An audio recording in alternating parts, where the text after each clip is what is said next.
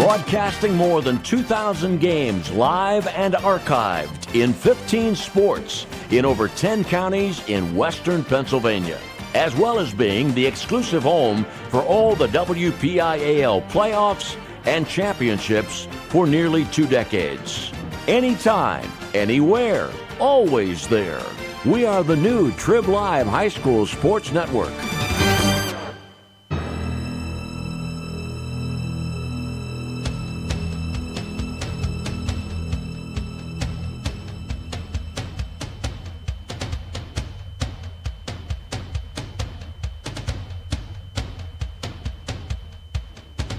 Welcome to coverage of the 2018 PIHL Penguins Cup Playoffs, only here on the Trib Live High School Sports Network.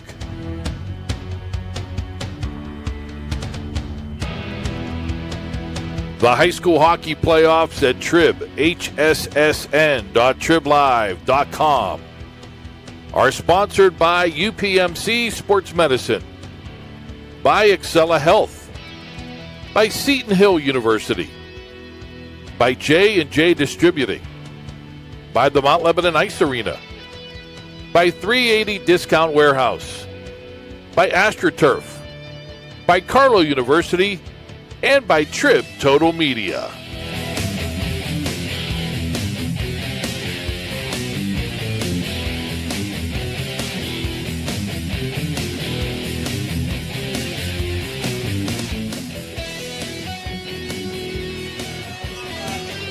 Day 2 of 4 in the semifinals at the RMU Island Sports Center here at Neville Island, home of the Robert Morris Colonials. Tonight it's Class A Penguins Cup playoff action, and it pits the number 1 seeded Bishop McCort and number 5 Indiana. I'm Sean Saputo. I'm joined alongside Rob McKinney for tonight's semifinal matchup between two teams with different histories.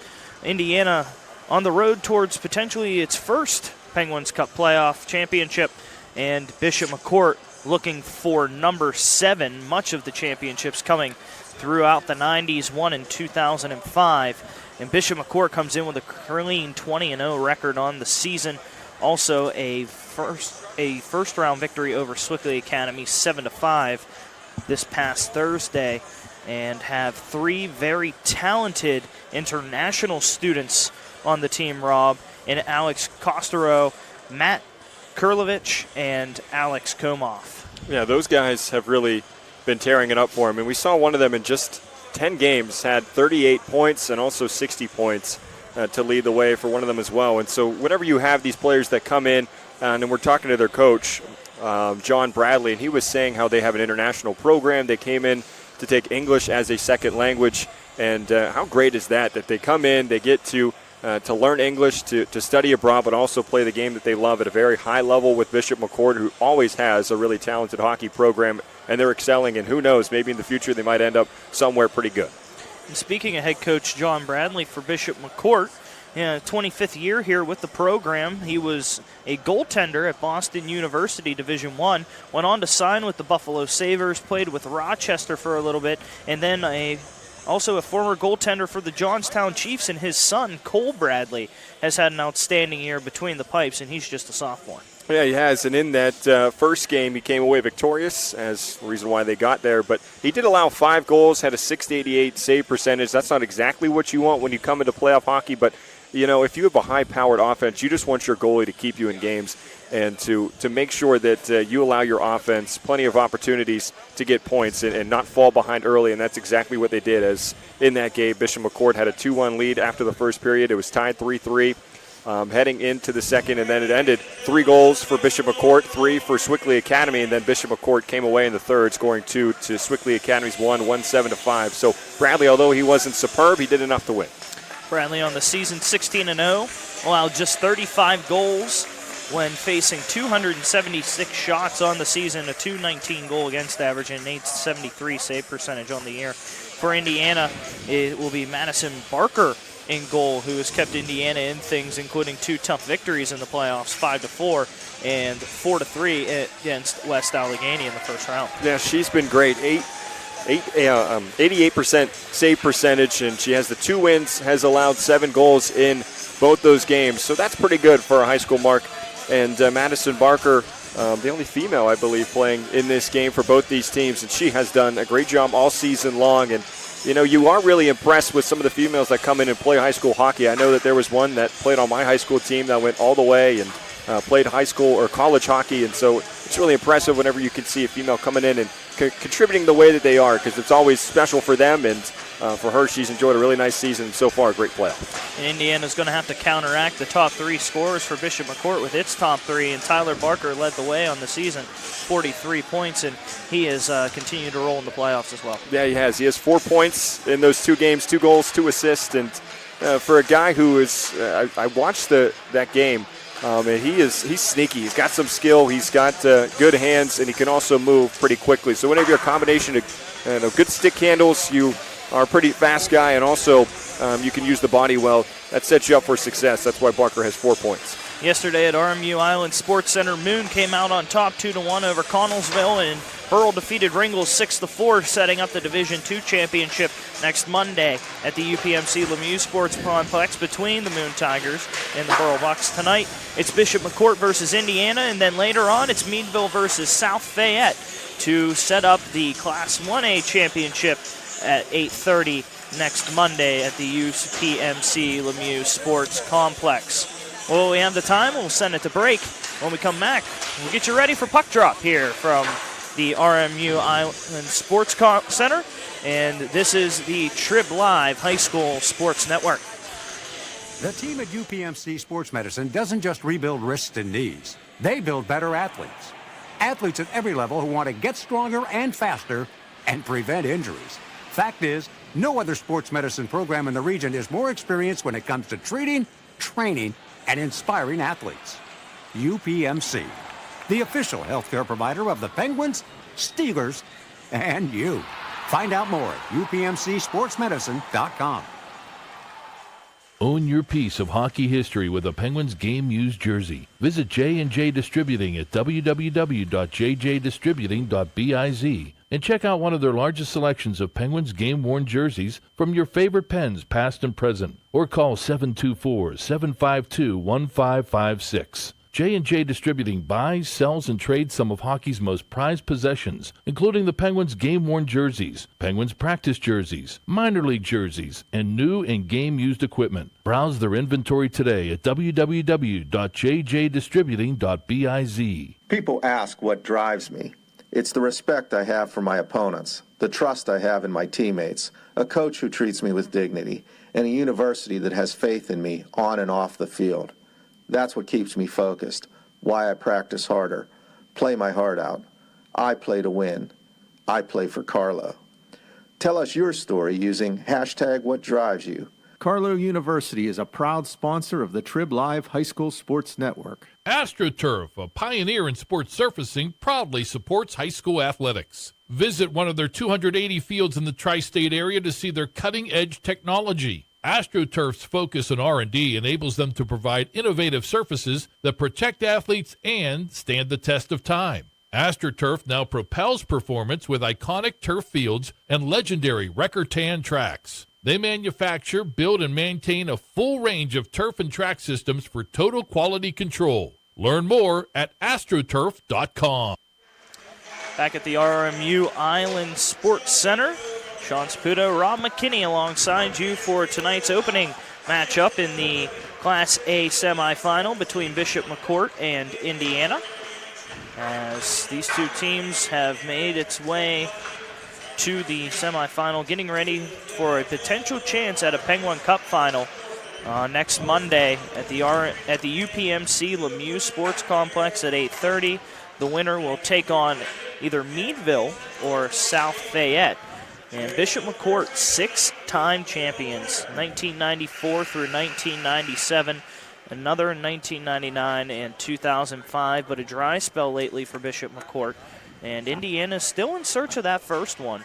And Bishop McCort, though, under the tenure of head coach John Bradley of 25 years, with his expertise and hockey. He's done a great job with this program, but he did say with Bishop McCort things get difficult, and especially last year where the football bug bit Bishop McCort. Well, he just mentioned how small the school was at being 1A, and he mentioned how, a lot of those guys, they either play soccer, they play baseball, they golf, and a lot of them play football.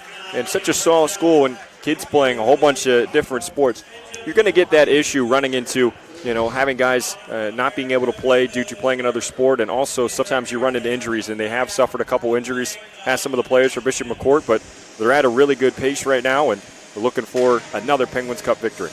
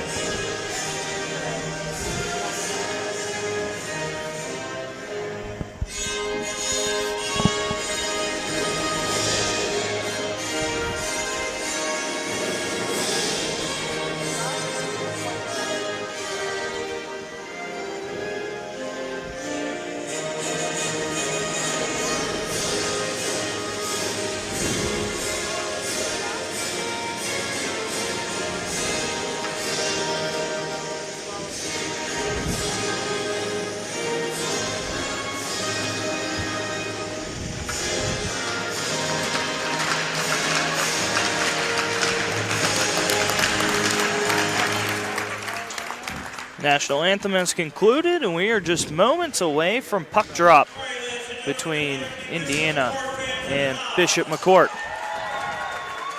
As one of these two teams will head on to the UPMC Lemieux Sports Complex next Monday to face off for a championship.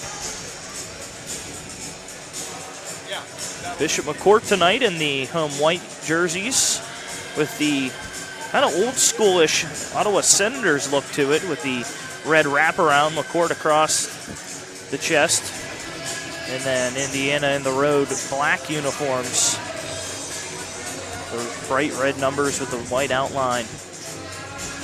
Starters were given to us for Bishop McCort at least tonight, and it is Alex Kostero, Matt Kurlovich, Alex Komoff, Cameron Bunn, and William Miller.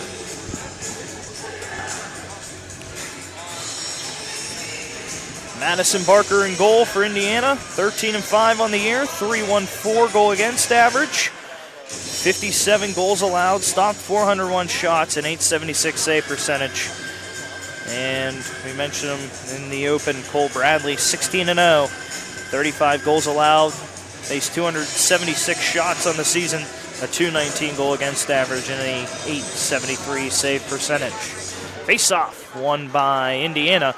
Dumped all the way back into its own zone. Giving chase back is Guth Borowski. Sent across on the far side boards. Playing the neutral ice. Fanning on a pass is Barker, but he dumps it in. Getting a first shot on net from the left wing circle was Daniel Williams. Puck back behind the net. Now pushed into the neutral ice. Just out of the reach of Cameron Bunn. Back goes Indiana to play the puck in its own zone with Burkhart. Oh, the other way. How about that shot from Daniel Williams at kind of a bad angle towards the left side of that face-off circle. He has 5 points so far in the playoffs, 3 goals, 2 assists. Eisenhower brings the puck in, throws one towards the cage, and Bradley stops that one with the glove. Face-off in to McCort's defensive zone. Face-off will come to the left wing circle. And Kostero tried to stand up Eisenhower, but Eisenhower has a slight height advantage on Kostero and threw him down. And that's the one thing you'll notice about Indiana is that they play with a lot of physicality so far. We saw Kostero try to target Tyler Barker. Barker shoved him off. It's a pretty strong team along with a lot of the skill that they have. Templin won the face-off from McCort, but pushed it to an Indiana player, and now on the near half wall in the McCort zone, stopping the puck and throwing a wrister from the blue line. That one just going wide on the near side. Shot taken by Guth Borowski. Battle behind the net, poked off the puck. McCort comes up with the puck, loses it in the neutral ice, nearly fanning on it in the back end for Indiana, but pushing it ahead is Sharp. Battle on the near boards. Thrown along, back to the neutral ice. McCort takes it, intercept by Indiana, but right back for Miller. Miller gets knocked down on the ice, but it goes into the Indiana zone, and right there to play the puck, waiting for it and sending it back, is McCort. Playing the neutral ice, an offsides call as Kurlovich threw that one into the offensive zone. Unable to get back on time was Bunn.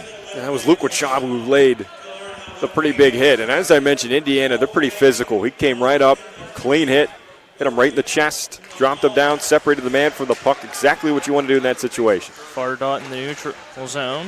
The face-off taken in front of the Indiana blue line and pushes it ahead quickly. And there's a quick shot on goal.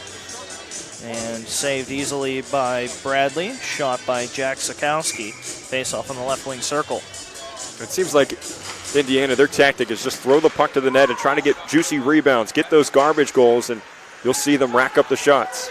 Barker got a shot off the face-off, pushing it towards the cage. Now a chance for McCort. First shot saved by Madison Barker, and now poked ahead, but back quickly to play the puck is McCort. Nance is now on the far side boards, entering the zone, taking a soft hip check, and now bounced out. Went off the Indiana bench and out of play. Face-off will come just outside the Indiana blue line. Give a lot of credit to Ridge Phillips. He knocked down 2 Indiana Indians, and that's what kind of disturbed their breakout passing. And they almost had a pretty good chance. It looked like possibly a 3-on-2 would have developed, but coming out of nowhere was Phillips and knocked down 2 men. Another face-off win for Indiana, 3-0 in the draws so far in this one. Puck all the way back to the near boards. Chipped up off the boards and brought ahead by Indiana. Now back into the McCort defensive zone. Pass ahead in the neutral ice. Just misses the McCort player. No icing on the play. Backhand pass taken along by Burkhart. Burkhart sends it back to his defensive partner, Gus Borowski. Now pass into the neutral ice. Nearly intercepted. Indiana keeps control. Skating ahead is Walkup. And Walkup shoots an wrister from the left wing circle. Goes in. Indiana takes a 1-0 lead with 14:26 left on the wrist shot by Walkup. Well, that might have been a hard shot to see for Cole Bradley as he was screened by his own defenseman. No fault of his own, no fault of the defenseman as well. And that was Walkup with a beautiful shot that went towards the right side, about mid-high on the net, just over the glove of Bradley. And great shot, found that open hole, and give a lot of credit to Walkup to then find some space on that far side. Now he's had 2 shots on that left side. It seems like not a lot of space, but he makes it work. Another face-off win, and that one's dumped by Indiana for an icing.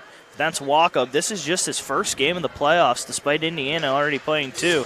Picks up a big first goal early in this one. A tremendous pass. Here's Walkup moving out of the defense from pretty high, just inside that blue line, and a perfect shot.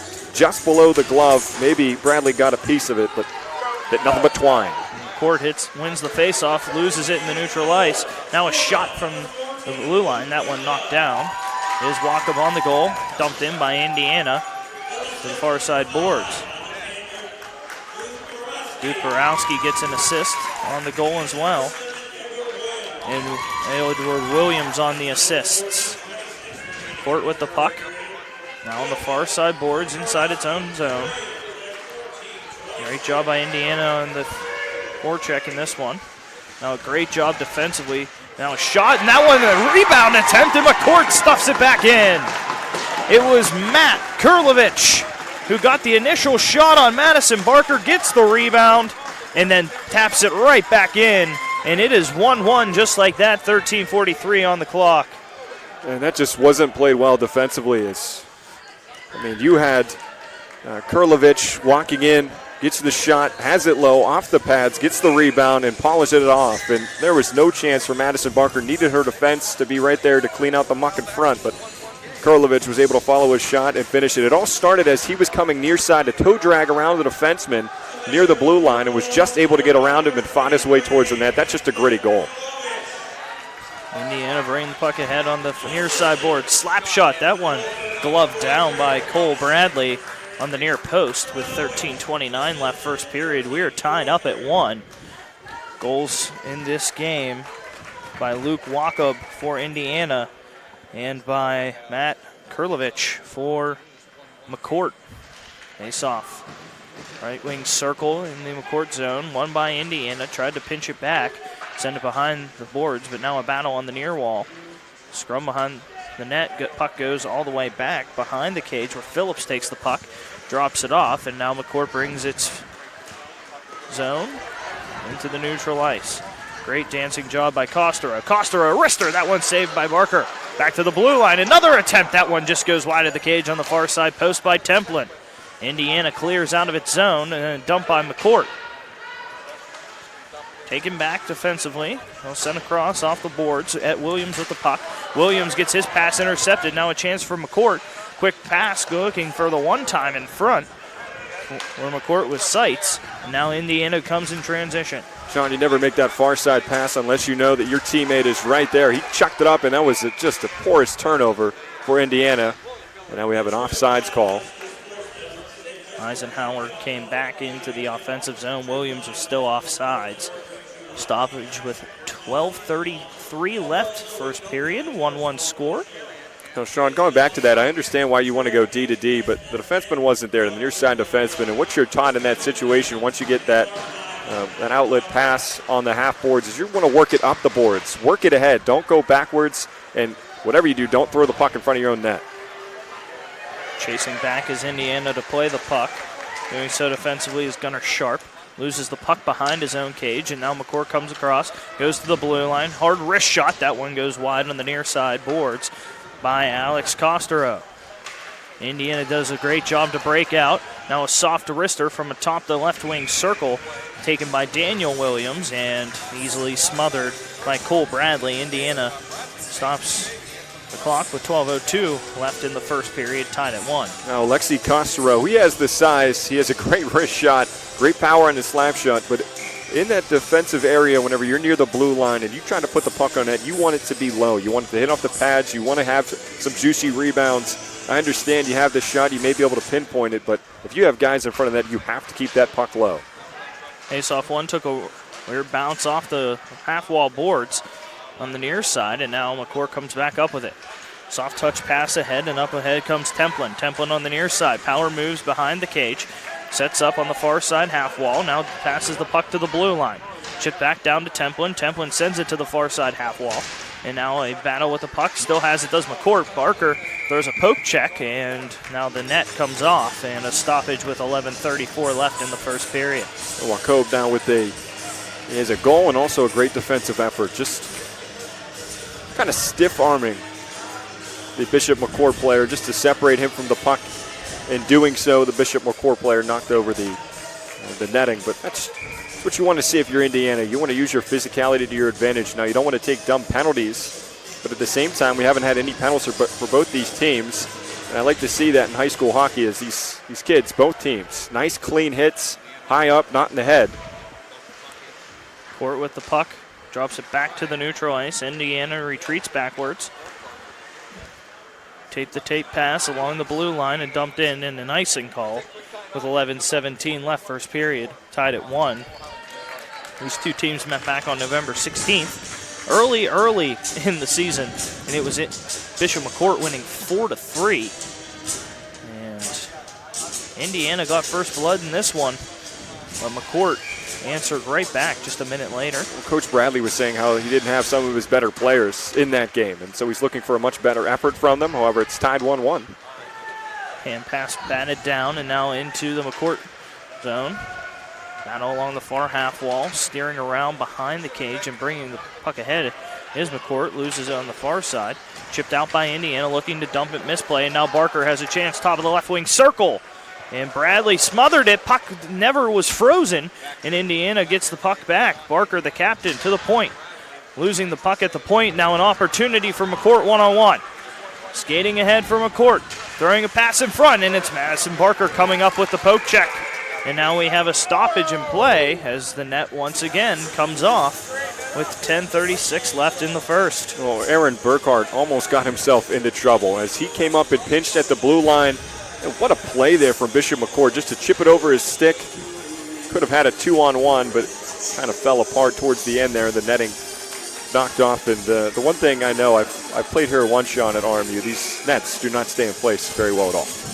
Face off on the right wing circle inside the Indiana zone, won by Bishop McCort. Now a slap shot goes up into the rafters as it was taken by Costero, and Ed Williams comes up to deflect the stick of Costero.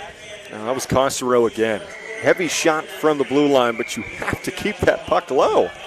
As that one was rising up, it went off the stick of an Indiana Indian, and then it just blasted up into the ceiling here. But you have to keep that puck low in order for it to get through. Indiana wins the face-off in its defensive zone, brings the puck to the near boards, chips out, and now begins its breakout. Enters the zone, another pass in front in the low slot, backhander, rebound in front. That one knocked away by McCort. Now a wrist shot from the blue line is batted down on the shot attempt by Sharp. McCort gets the puck back, sauces one ahead into the neutral ice, and now enters the Indiana zone. Missing it defensively was Sharp, and managing to make a save was Barker, poking it to the far side boards. Now a great breakout and an opportunity for Indiana. It's Orlando Clark. He's knocked off the puck. Great defensive play by William Miller. Backhand pass in the neutral ice in front of the Indiana blue line. Indiana gets the puck back with Walkup. Walkup with a quick pass to Burkhart. Burkhart stops, trying to chip it ahead. Intercept by McCort, and then coming back to play the puck and sending it back is Sharp. Sharp to Walkup. Walkup sends it to the near side. 9:25 left, first period, 1-1 score. Interception, now a shot from the left wing circle. Barker had to scramble for it, but Indiana clears it out. But back to the point. That slap shot taken by William Miller is deflected down. Back in front, now in the middle slot. That wrist shot is just high on the far side by Komoff. Now a shot across. That one comes through. And again, the net comes off the moorings. And with 9 minutes left in the first period, we are still tied at 1. Third time the net has come off in the Indiana zone. And it seems like Indiana cannot seem to break out of their end. It's Bishop McCort reading every pass. Also, they're hustling and pressuring very well. And whenever you have the great stick play and the strength that Bishop McCort has, it sets up a lot of opportunities if you can separate the man from the puck and pressure them in their own end. And you saw on the near side here, as Cameron Bunn got the puck, kind of a smaller guy feeling the pressure of two defenders. He almost found his teammate standing right at the right post of the net. Almost an easy goal for Bishop McCort. Bishop McCort pushed the face-off ahead, and Indiana gets it out. Barker does so and dumps it all the way in an icing call with 8:51 left first period. 14:26 was the mark of the first goal of this one. It was Luke Walkup, and just about a minute later, it was Matt Kurlovich for Bishop McCort to tie this one. Pass across, slap shot from the blue line. That one takes a bounce right to the low slot. Another slapper, and that one's in for Bishop McCort. I do believe that was Costero who came up. As we take a look, no, it's again Matt Kurlovich who stepped up and took the shot. Well, that was Costero who had the blue line shot. This time it was low. However, it missed. It was so hard that it hit off the back of the boards, came right out, and Kurlovich standing right in great position. All he had to do was slap it in. Look at him come up. Great, a snapshot right towards that left upper part of the net. That one's virtually unstoppable for Madison Barker. Costero, his second of the night, makes it 2-1. We have 8.5 remaining in the first period. McCort leads for the first time tonight. 2 straight goals for Bishop McCort to get the lead after falling behind 1-0 early. Back to the far side boards. Indiana steps up, plays the puck. There's a backhander, and Bradley smothers that one well out of the cage, and the face-off will come in the left wing circle for Indiana in the offensive zone. Sean, one thing I noticed for Bishop McCort, these guys can shoot the puck.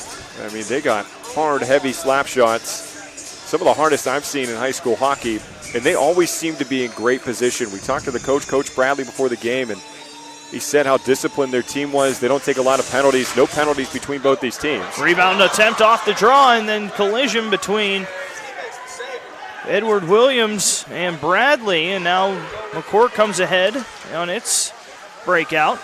She's behind the cage looking for a one-timer in front. was Costero, but that one went far, and now Indiana with a chance on the right wing circle. Gets poked off the puck. There's a check, and now Barker gets the puck. Throws it back to the blue line. Dancing on the blue line, throwing a slapper. That one easily skated down by the McCort defense. On the far half wall, sent back behind the cage. Pinned along the boards is Williams. Throws it back now to the point. Indiana looks, passes it along the blue lines. That wrist shot knocked down by Bradley. Scrum in front. Barker gets the puck on the far half wall, keeping the offensive line for Indiana. And now a backhand sent all the way down. And a high stick is on the puck. Played by Indiana. And Indiana decides to just touch it up and just stops the play with 7:18 in the first period. McCort leads 2-1. Yeah, there was an opportunity in front of the net. I mean, you saw Burkhardt, who had that puck at the blue line and opted not for a slap shot but a wrist shot, but he kept it low, which gave his team an opportunity to try to put in the rebound, but Bradley was right there to shut the door. Faceoff comes into the Indiana zone on the far side circle.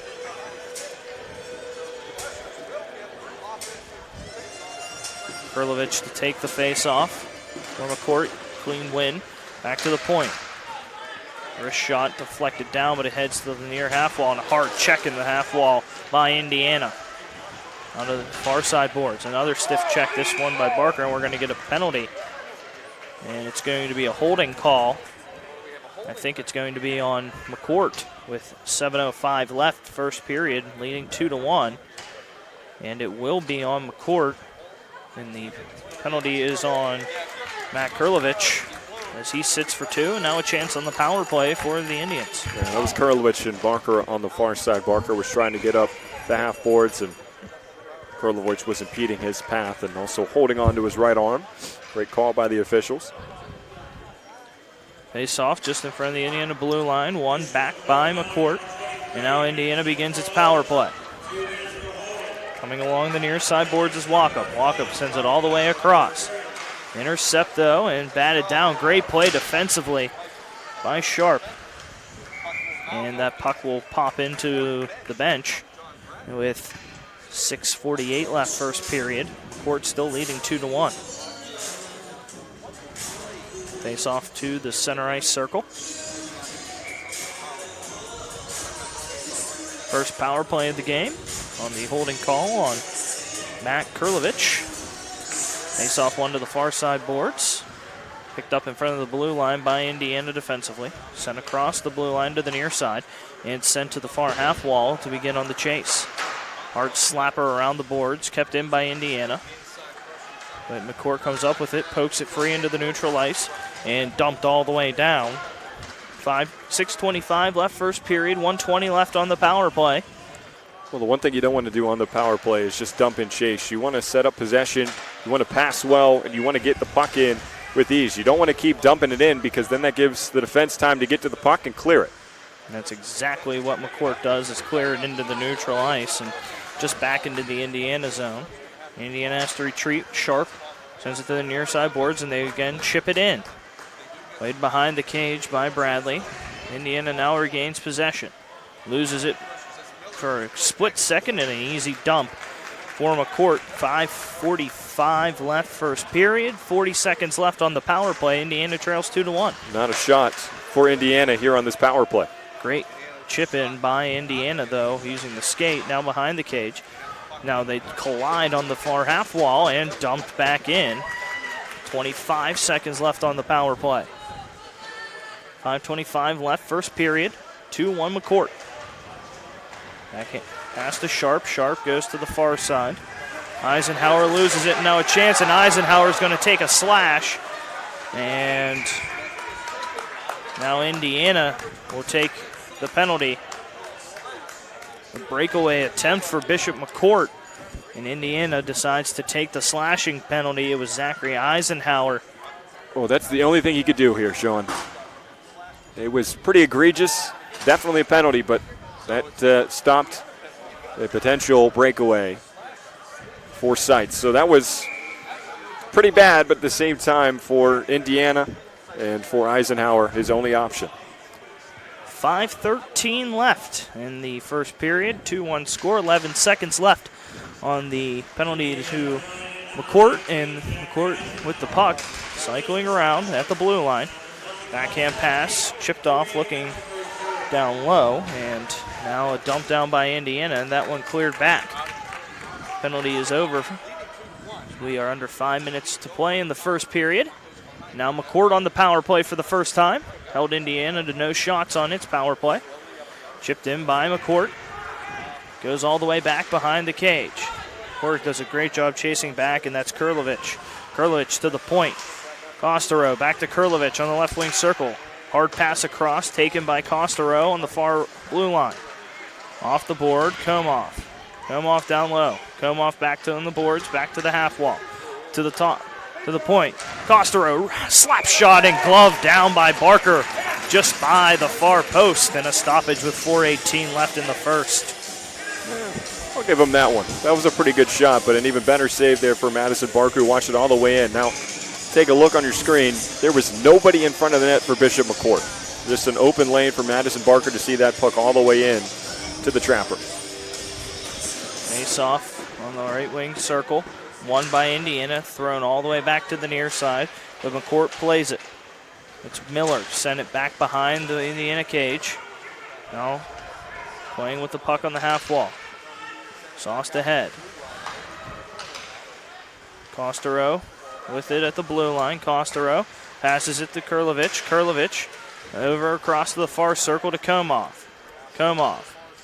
Costero. Costero. Wrister, and easily gloved down again by Barker. Nobody in front for McCort. Now Costero again, shooting that puck high when there's nobody in front of the net, I understand.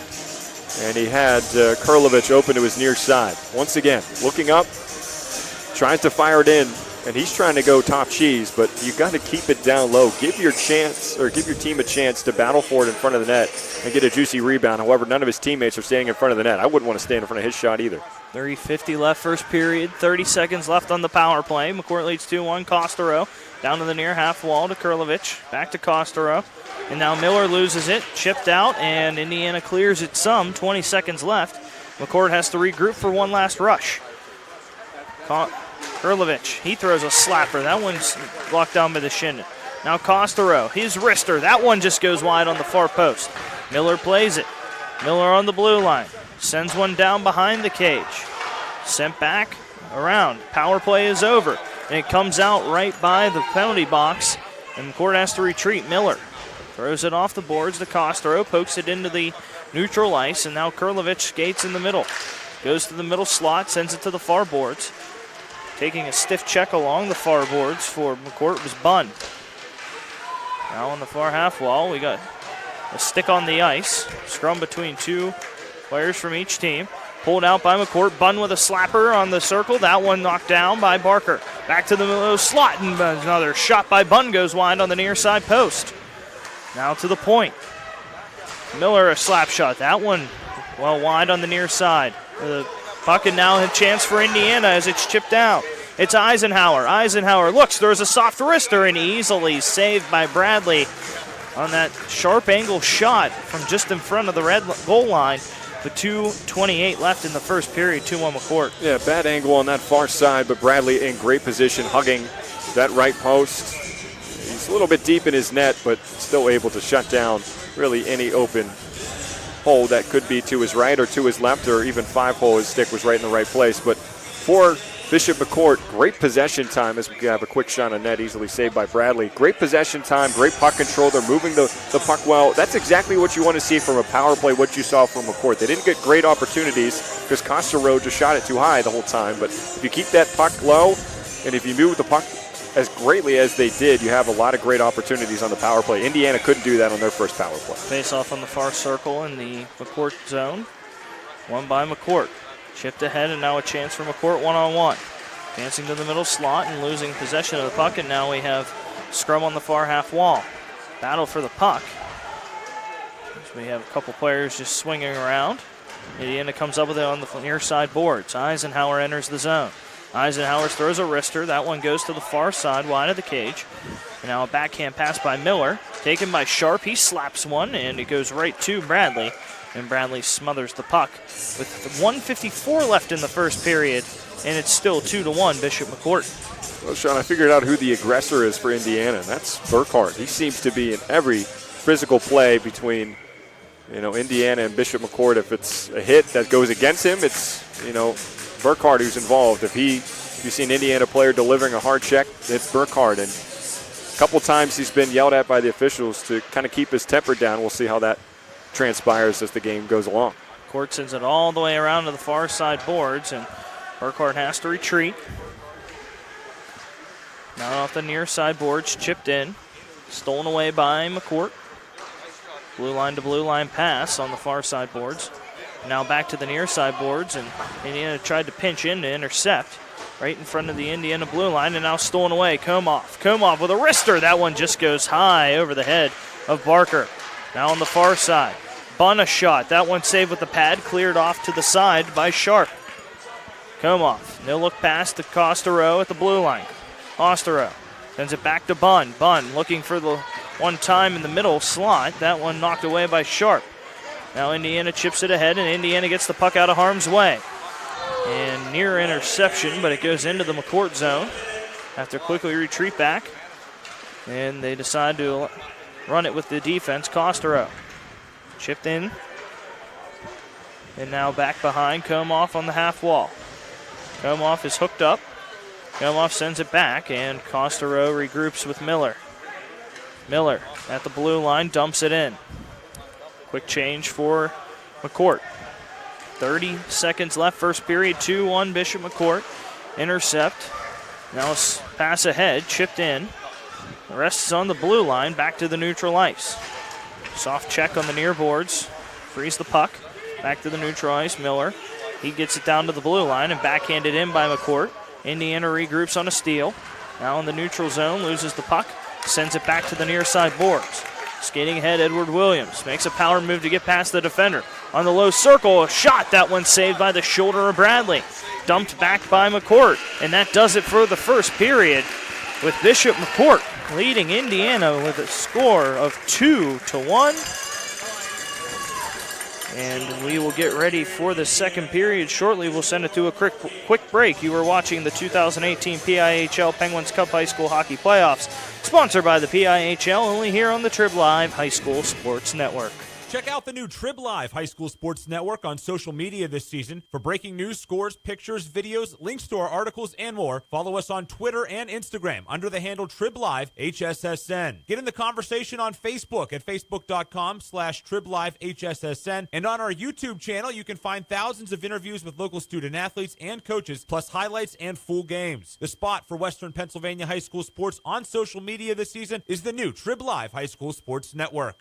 Hi, this is Josh Roundtree with the new Trib Live High School Sports Network's PIHL Power Play Show. This winter, myself and the coach, Kevin Zilmansky, will bring you the most comprehensive coverage of high school hockey in Western PA. Hey, Kevin, any suggestions on how we can pull it off? We're not goons. We're not bullies. No matter what people say or do, we have to be ourselves.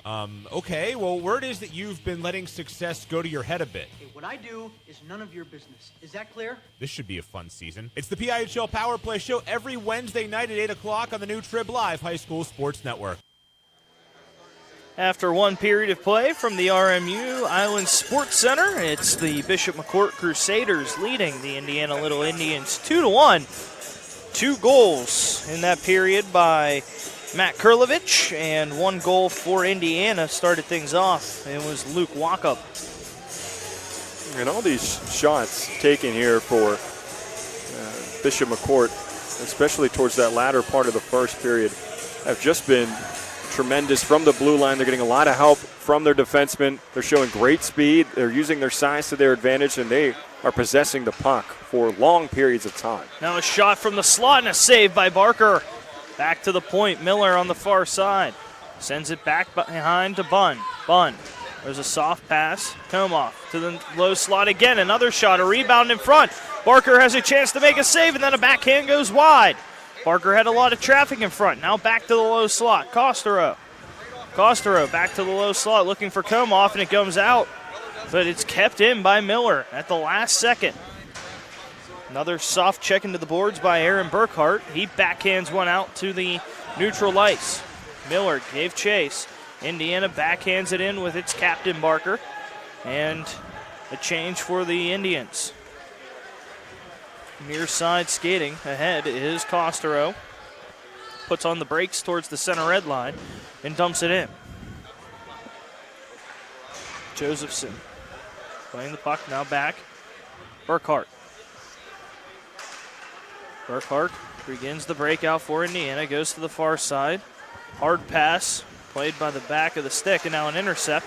Stopped at the blue line and then back towards the near boards and sauced ahead by McCort. Now a chance. But it's 2-on-5, so a soft wrister by Seitz is knocked down, comes out, and Miller regroups, dumping it back in. Well, Burkhart has to be careful. There's been a couple times he's been beat as he's coming up to pinch or try to make a play to keep it in the offensive end. Whenever he does that, he's too aggressive. And it seems like Bishop McCort, 2 or 3 players can get right behind him, and there's some odd man breaks. Back to the blue line. Miller a shot. That one stays on the ground and saved by the paddle of Barker to the far side. Miller gets the puck, and now a chance ahead for Indiana, stolen away. Back to Komoff. Komoff to the middle slot. Shot by Bunn, and Bunn beats Barker. And that time, getting in front of the cage was Kurlarov, blocking the vision of Barker, and it's now 3-1 Bishop McCort. Now Bunn, one of the shorter guys on the ice, he just kind of slithers his way right here, and Barker probably couldn't see that. There was just too many people in front of the net, and that was a sneaky shot there from Bunn. It was right in front of the 2 defensemen. All he did was just a turnaround shot on the ground, went 5-hole right between Barker's legs. 14:54 left second period. And McCort takes a 3-1 lead on the goal by Bunn. Face-off pushed ahead by Indiana. Enters the zone, throws a shot that was down to the far half wall. Played back, chips it ahead, and now Indiana enters the zone. Dumps it back behind the cage. Stopping to play the puck for Indiana is Sherry. And now the puck comes ahead, Bunn. He's knocked down on the play, and a stoppage of play. As Bunn entered the zone, he was knocked down on the play. And they're just going to call offsides here, I believe. As they're coming near side, and as Bunn got knocked down, there was one of his teammates up ahead who was, way over the line. And that was Kurlovich, who was about 3 or 4 steps beyond the blue line. 14:29 left first period, 3-1 score. Crusaders leading. The number 1 seed in the Class A playoffs for the PIHL Penguins Cup. Dumped in. Indiana intercepts, throws a shot from the red line, stopped by Bradley. Cleared by McCort, back to center ice. Thrown off the boards, back behind the cage. Regrouped by the Crusaders to the near side. It's into the neutral ice, chipped in by Vini. Indiana, though, intercepts in its own defensive zone. Back to the neutral ice and dumped back down. Puck rests on the near post of the goal in the Indiana zone. 13:40 left, second period. 3-1 Bishop McCort.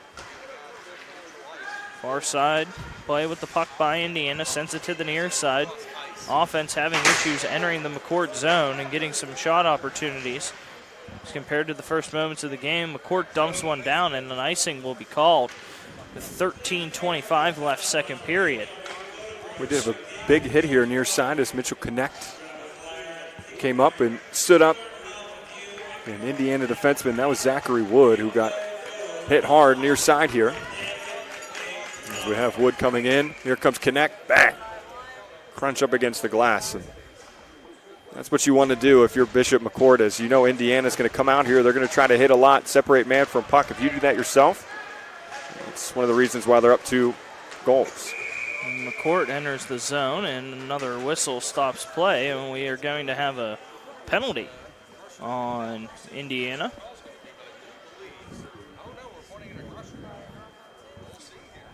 As the player went down on the ice. I'm not sure what the penalty is called. It's called hooking, and it's against McCort. Yeah, not sure. As far side, it's Brett Seitz. I mean, he fell down. I didn't see any action of him hooking. Maybe on one of the Indians went by and he got a piece of him. So Indiana goes to the power play, 0 for 1 tonight. No shots on the power play. But McCort holds serve and plays with the puck. Miller skates backwards into his own zone. Goes to his cage and dumps it all the way down to neutral ice, and now a chance. Komov with the puck, shorthanded. Back to Kurlovich, and he loses it, and now a chance for Indiana. Chips it in, gets to the far side boards, throws one in front, one-time attempt, and a great job in front of the play by Bishop McCort defensively. This just adds to Bishop McCourt's discipline. There's a turnover, but you have Kurlovich working all the way back. This team loves to back check, and they do it so well. It's that discipline. It's what's been instilled by Coach Bradley that if you make a mistake, you better get back and make up for it. And Kurlovich took away a passing lane. Now on the near side boards. Indiana with the puck, but a McCort stick gets in the way. That one, a shot thrown right into the shin protector, and Barker has to retreat back to get the puck for Indiana. 12:10 left, second period, 53 seconds left on the power play. Indians trail 3-1. Shot, that's the first shot on goal, and then a chance on the rebound, and that one cleared out by McCort. Now Barker throws another shot right into a defenseman.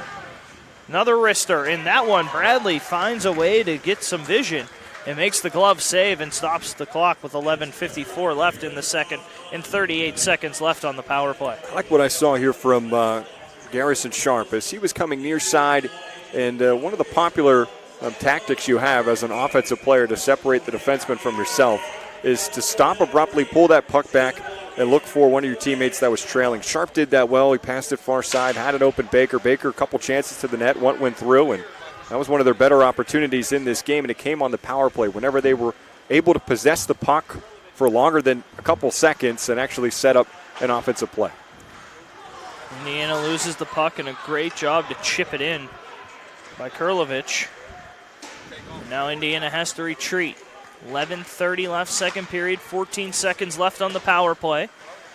Indiana trails 3-1 and just dumps it in. Icing waved, and that will kill the penalty. Indiana back to the neutral ice, and the penalty is over. 0 for 2, and then a pass goes right to Seitz coming out of the box. He throws a wrister, saved by Barker, and Indiana clears it. Now a scrum in front of the net.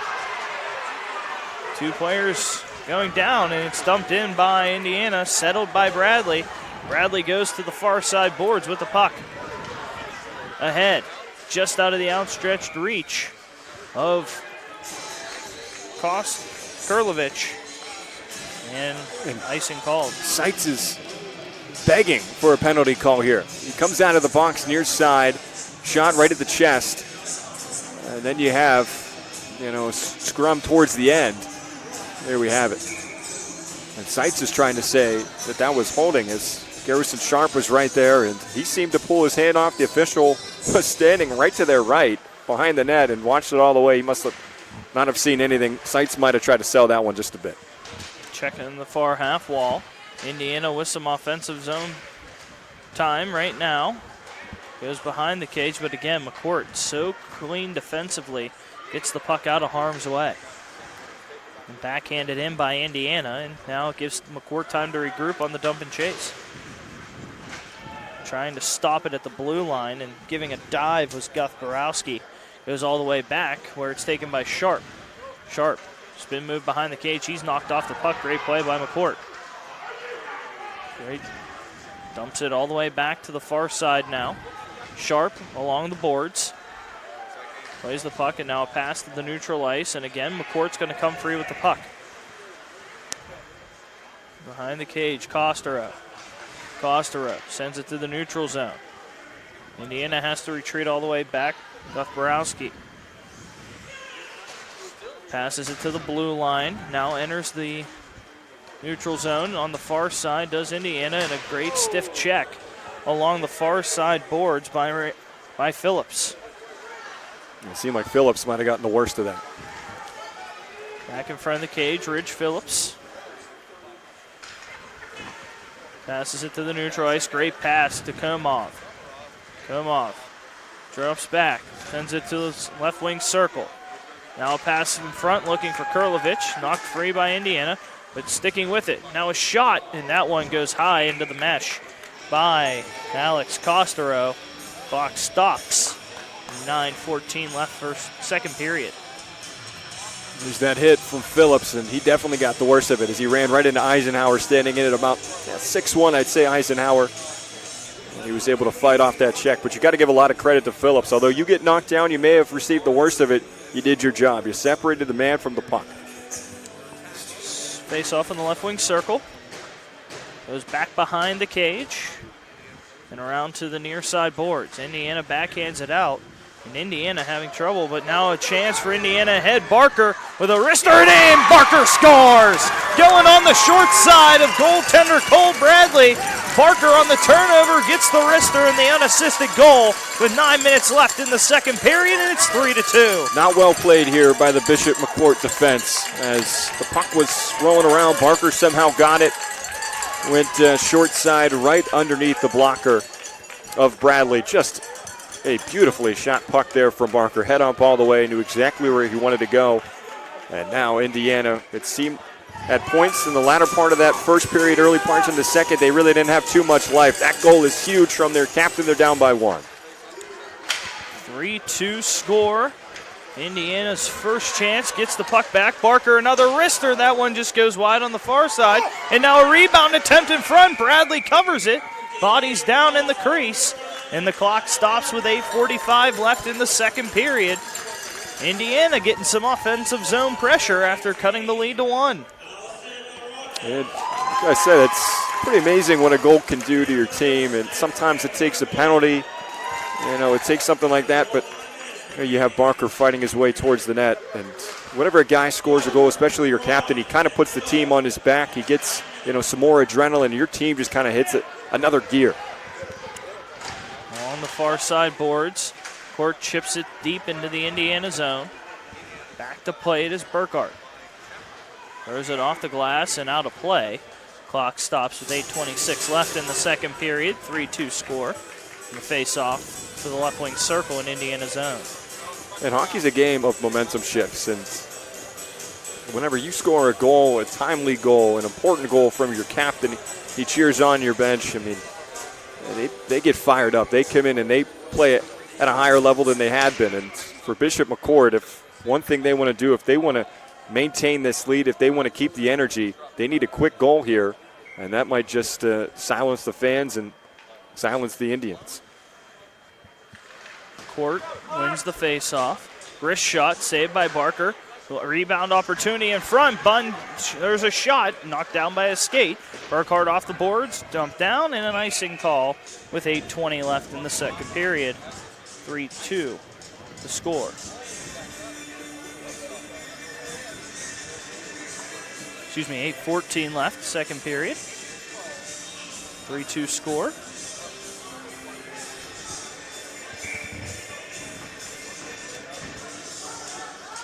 Another face-off in the Indiana zone. Indiana pushes the draw ahead. Costero tried to smack it deep, and it goes back to the neutral zone where Miller dumps it in, and now Indiana can regroup. Fans on it, and then a chance for Bunn, but a great play by Barker, and another chance goes over the cage by Komoff. Komoff, power move to the far side of the ice. Back to Costero at the blue line. Costero backhands one behind the net. Stolen away by Sharp to the far side. Miller steps up and pinches defensively, throws a hard hit on Barker, who can't get the puck free, and now it ends up in the neutral ice. Cross ice pass. Kosterovich. Kurlovich behind the cage. There's one in front. Costero at the circle. Knocked off the puck. Komoff has to retreat back to get it. Miller, he dumps one in. Knocked down by Burkhart. Burkhart off the board and dumped all the way down. Icing waved. 7:10 left in the second period. 3-2 score. All the way back to the near boards. Skating behind the net is Berkebile. Berkebile dumps it in. Now a chance as Seitz enters the zone with the puck on the half wall on the far side boards. Sends it behind the cage. And now Indiana brings the puck ahead, losing it in the neutral ice on an intercept. Kurlovich. Now Costero. Costero dancing all the way around. Costero, he's poked off the puck by Indiana. Loses it. Seitz gave it up. Now back. And ahead is Berkebile. Now a shot. That one just misses on the far side post. Indiana can't clear, but does so.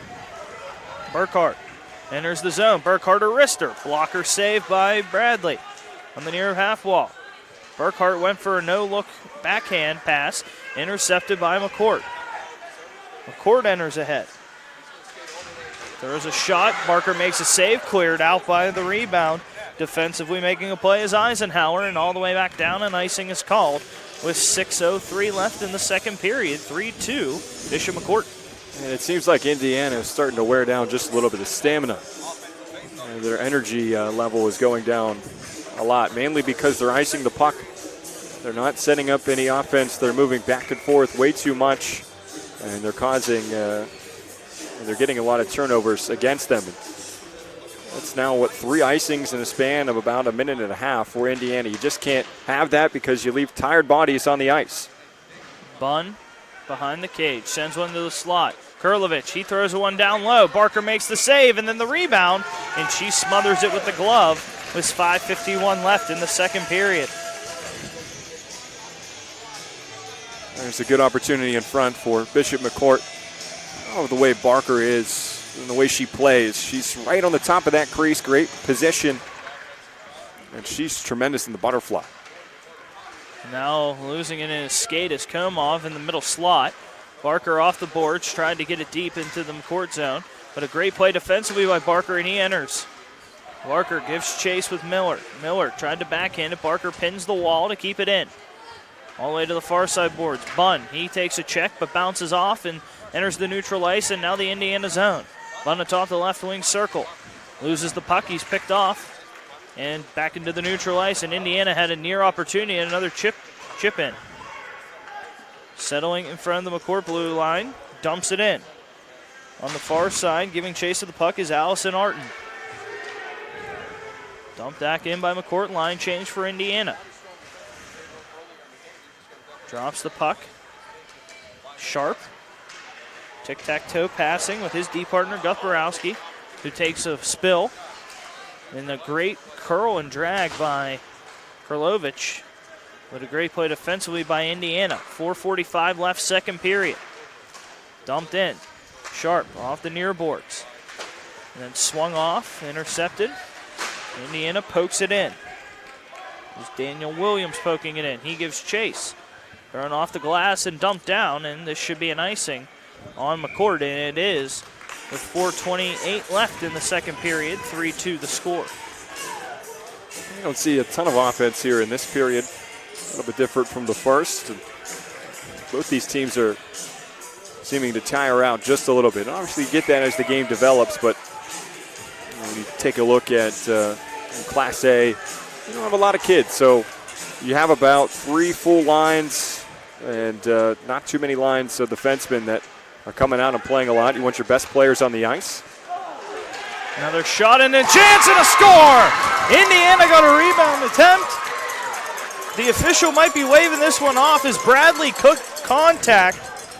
It was Sherry on the shot. This shot right to the net, and they're going to say goaltender interference, and I absolutely believe it. Yeah.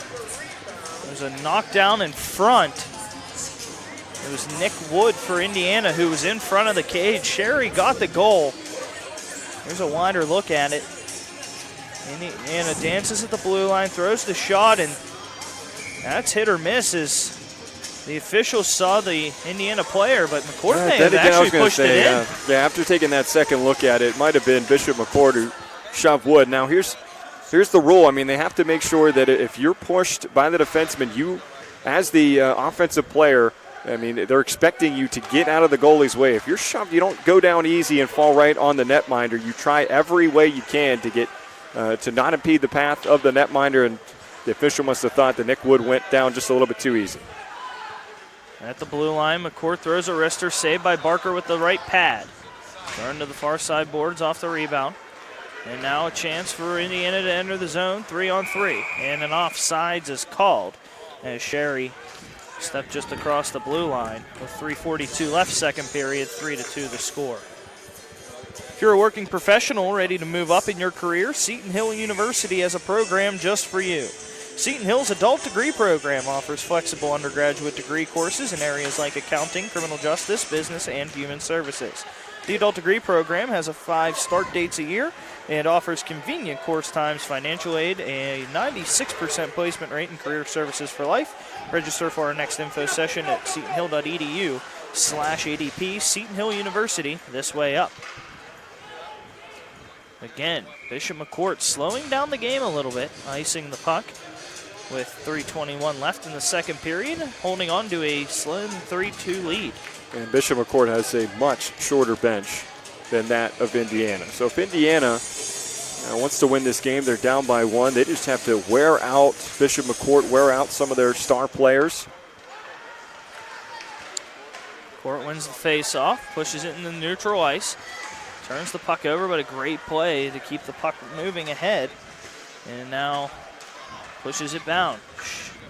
Another chance, and that one took a weird carom off the side of the cage, and not sure if that went into the mesh or not, but whistle blows. Nope, we have another goal off the moorings.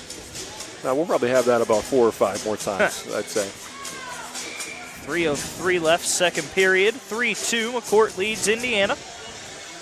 In this Class A semifinal matchup, McCort looking to win its 7th PIHL Penguins Cup championship in program history. Indiana looking to win its first, and now a chance for Indiana. Right wing circle, backhand pass, chance in the middle slot. Decided to play with it too long to Guth-Borowski, and he loses it ahead.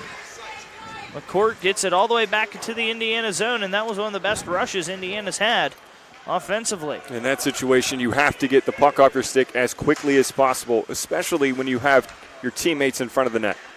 Guth-Borowski lost it. Indiana enters, throws a wrist shot, and Bradley keeps the puck in his glove, and the whistle blows, stopping the clock with 2:28 left in the second period.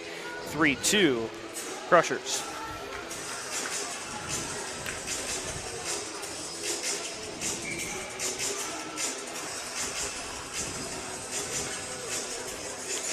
Face off on the right wing circle. Indiana wins the draw, throws a soft backhand towards the cage, easily intercepted by McCort. Dances with the puck and now sends it to the far side. Miller going on the near boards for Bunn, goes all the way back towards the goaltender Barker, and she lets it go for the icing, and all the way back down into the McCort zone with 2:12 left, second period. When you have a short bench, you cannot be icing the puck like this. They're just tired. They're just not getting in position. The wings aren't near the half boards to start their outlet passes, and they're not accepting them. And this will definitely wear out your team. Edward Williams can't win the face-off for Indiana, and it's dumped back down, and ahead comes Comoff. Comoff makes one move, throws one towards the net, the backhand, and Comoff scores! The freshman does it all himself, coast to coast. Gets past the D, goes front to the backhand, and gets it past Barker for the goal. And Comoff getting a great pass off the far boards between the legs of Barker, and he's all alone. Forehand, backhand, top cheese. That's exactly what you want to see from Bishop McCort and from just a freshman. I mean, this will give them some life. If they have some tired feet, obviously they're still going to be a little tired, but now with the adrenaline, with the lead by 2 now, they're sitting a little bit more comfortably than just a lead of 1. Alex Comoff's second goal of the playoffs. And during the regular season, he had 38 points in just 10 games. And remember, this young man is just a freshman for this Bishop McCort Crusher team. And he gives the McCort a 4-2 lead in the second period with 1:55 left. And a dump in by McCort. And now Indiana's going to need some magic like it got to cut the lead back down to 1. Pass across. Miller dumps it in. Karlovich gets an assist, his 3rd point of the night for Bishop McCort. So the top 3 of Comoff and Karlovich and Costero making the difference for the Crusaders. For the Crushers. Dumped all the way back down. Retreating back. Playing is Gutborowski. Throws it to Sharp. He taps it to the far boards. A great play off the wall. Entering the zone by Eisenhower. He's knocked free of the puck. And now here comes McCort breaking out. 3-on-2. Slow moving at the left wing circle. Back to the middle slot. Soft wrister. Backhand save by Barker. And it's tapped in by Miller. Miller got the second rebound. And he taps it in to make it 5-2. Bishop McCort. 59 seconds left. Initial shot. And 2 rebounders right there.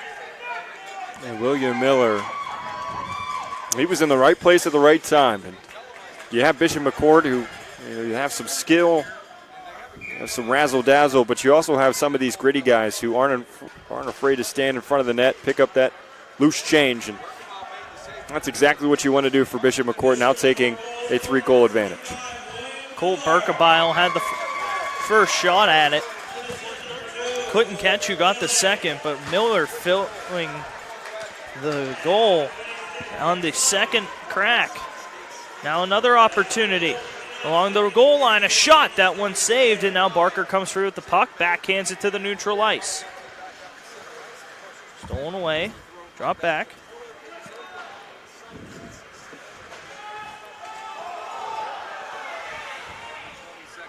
Now a pass across to the far side boards. Back to Costero. Costero holding the puck, just sending it along the boards, chipped into the neutral ice. 8 seconds left in the second period. 5-2 score, backhanded down, icing waved off. Bradley will settle it, and that will end the second period as Bishop McCort opens things up offensively to take a 5-2 lead after 2 periods of play. We'll take a short break. We'll come back and fill you in on what's happened in this one as Bishop McCort heads to the locker room with a 5-2 lead.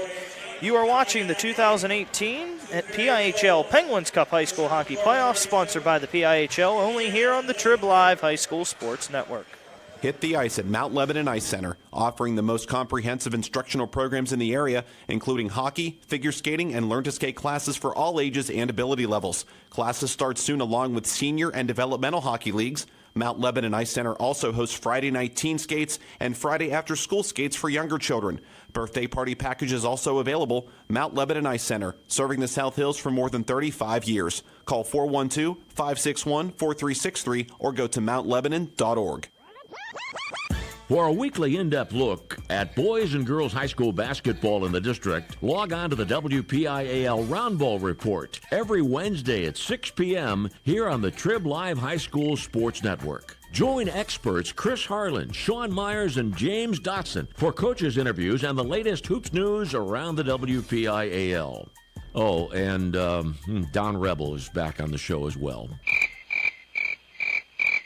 That's the WPIAL Roundball Report, Wednesday at 6 p.m. here on the Trib Live High School Sports Network. The team at UPMC Sports Medicine doesn't just rebuild wrists and knees. They build better athletes. Athletes at every level who want to get stronger and faster and prevent injuries. Fact is, no other sports medicine program in the region is more experienced when it comes to treating, training, and inspiring athletes. UPMC, the official healthcare provider of the Penguins, Steelers, and you. Find out more at upmcsportsmedicine.com. While the weather outside may be frightful, the winter high school sports is delightful. That's here on the Trib Live High School Sports Network. Log on to the Trib, hssn.triblive.com for weekly audio and video coverage of boys and girls high school basketball, WPIAL wrestling, and PIHL high school hockey. The warmth and the glow of the winter sports season may be heard daily on the Trib Live High School Sports Network.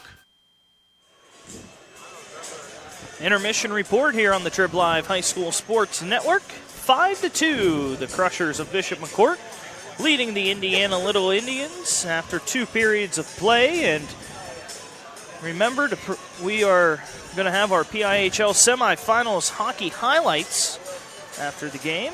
So make sure to check those out.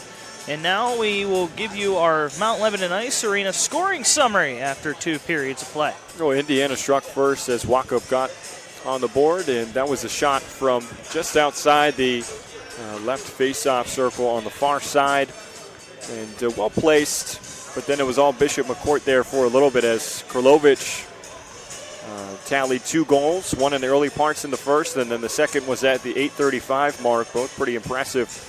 And then you had Bunn score for Bishop McCort to make the score 3-1. That was at 14:55 in the second. And then shortly after that, we had Barker of Indiana came back, and it was a deficit of just 1 for Indiana. Then all of a sudden, it was Komoff, the freshman for Bishop McCort, with a fancy move between the legs of the defense, forehand, backhand, top shelf. He gave Bishop McCort a 4-2 lead, and then Miller in front of the net made the score 5-2, as you see now. And Miller, one of those gritty guys, standing at about 6'2", 6'3", right in front of the net. That's where he makes his living. So McCort 5-2 the lead after 2 periods of play. And I want to give it back to you, Rob. You played the sport. You have a vast knowledge of it. I mean, I've announced this game for quite a few years now, but what does Indiana need to do offensively? Had a great chance early, didn't have any offense working, got a gift of a turnover that led to a second goal, but it's been very dump and chase and laid back offense for a team that's trailing by 3. Yeah, they can't dump and chase anymore. Now that's kind of the tactic that you have, unfortunately, whenever you, I wouldn't say fear another team, but whenever you respect their defense and respect their offensive ability, and you don't want to cause a lot of turnovers, so that's what leads coaches to use dump and change. And you also see it at the very end of the game whenever teams are up by 5 or 6 goals. But dump and change can be effective if you have the speed on the wings to get in, to pressure the defense, and hoping that they make a mistake. But Bishop McCort is just so disciplined that they don't make too many mistakes. And when they do, the turnovers that they have, Indiana is usually able to capitalize on them. We saw that one by Barker. He picked off a pass and then went in and scored. But for Indiana, you got to limit the icings. You got to you have your defense that is really turning over the puck way more often than they should, and they're trying to force some of these passes, and they're not getting enough juice on those passes, and they're easily read and intercepted by Bishop McCort. You want to keep pressuring, but you want to have the possession time go a little bit more in your favor. You want to settle down the puck and set up something offensively instead of just dumping in or forcing passes that just aren't there. If you're a working professional ready to move up in your career, Seton Hill University has a program just for you. Seton Hill's adult degree program offers flexible undergraduate degree courses in areas like accounting, criminal justice, business, and human services. The adult degree program has 5 start dates a year and offers convenient course times, financial aid, a 96% placement rate, and career services for life. Register for our next info session and learn more at setonhill.edu/ADP. Seton Hill University, this way up. We've given you our Mount Lebanon scoring summary. Rob's given you some tidbits on the 3rd period, and we'll send it to break. When we come back, we'll break down the rest of the PIHL Penguins Cup playoffs. This is the 2018 PIHL Penguins Cup High School Playoffs, sponsored by the PIHL, and it's only here, and you're watching it on the Trib Live High School Sports Network. People ask what drives me. It's the respect I have for my opponents, the trust I have in my teammates, a coach who treats me with dignity, and a university that has faith in me on and off the field. That's what keeps me focused, why I practice harder, play my heart out. I play to win. I play for Carlo. Tell us your story using #WhatDriveSYou.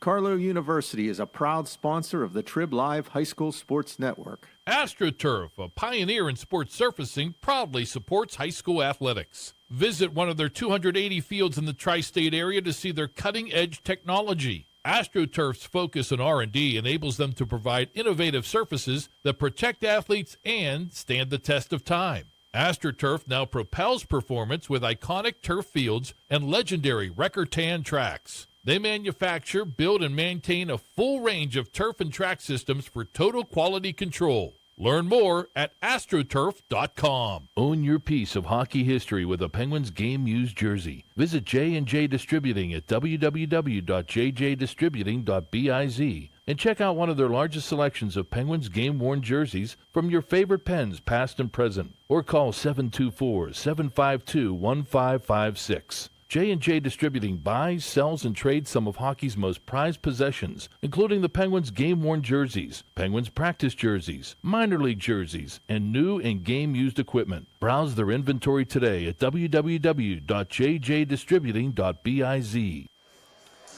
5-2 Bishop McCort. The Crushers leading the Little Indians of Indiana after 2 periods of play, intermission, in Game 3 of 8 here at the RMU Island Sports Center of this 4-day stretch of semifinal action that started yesterday in Division II. Moon defeating Connellsville 2-1, and Ringgold upended by Burrell 6-4. So it's the 1-seed Moon facing the 3-seed Burrell at the UPMC Lemieux Sports Complex next Monday at 5:30 in the Division II championship game.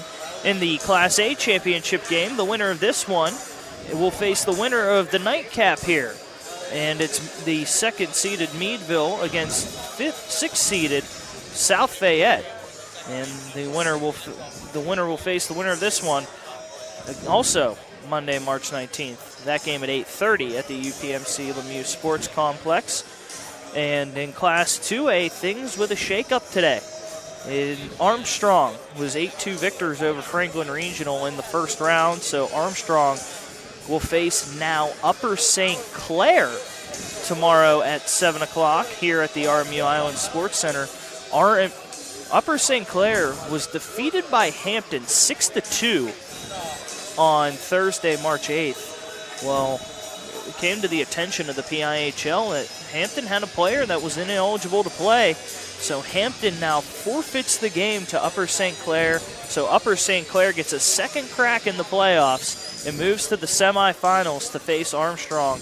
And then on the bottom half of the 2A bracket, Greater Latrobe lost to Quaker Valley, the West 4 seed, in overtime 1-0. So the West 4 seed will face the West 2 seed, Pine Richland, in that game tomorrow night at 9 o'clock. So 3 teams left from the West and just 1 from the East.